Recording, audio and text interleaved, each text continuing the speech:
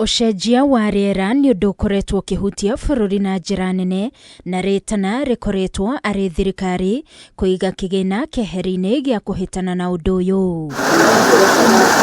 No riu kurumirira mbunge kunyihia na nuthu kigina kiria kirathukagirwo thirikari cia kaunti gia kuhitana na UCENJIA wa RIERA ni undu uguthararia maundu maria makinyaniirio na oho guthararia mibango iria yareirwo kuona kigina giki kirengetwo kuma ciringi birioni 9 nginyagia ciringi birioni 4.9. It's going to have significant effect on already at the local level because one, there are 2,245 projects that are ongoing.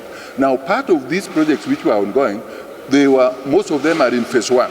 So now in phase 2, they were now to be scaled up to cover wider area. Now, if you reduce this money, so it means now this lesser money is now simply going to cover fewer areas. Makiaria hindi ya kigomano kiria kirarehete hamwe anyiti itemi na kamiti ya Senate igi maria maturigiceirie, senators ni moritie gucokio gwa kigina giki niguo muingi utangikirwo kuria kweyumiria moritu. We also want to call upon the national executive because you've got a climate change act that requires establishment of a climate change council.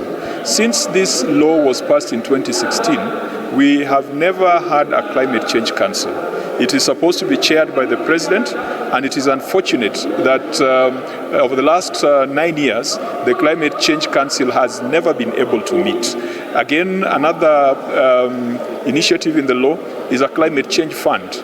And since 2016, the climate change fund has not been put in place. We should actually be raising the funds allocated for climate action because, of course, global warming is a reality, and we also need to do many other things to see to it that we sustain our climate and even make it better. Mongereire kuga hari miaka ena mihituku mahiu mirioni 2.5 ni makuite kurumirira ng'aragu na mangi guthererio ni kiguo kurumirira mbura nene undu uria uhutitie muno nduriri cia arithia. Climate change is real.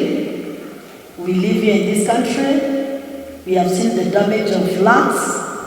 We have seen the sufferings of women, girl, child, and also pastoralists because of lack of water.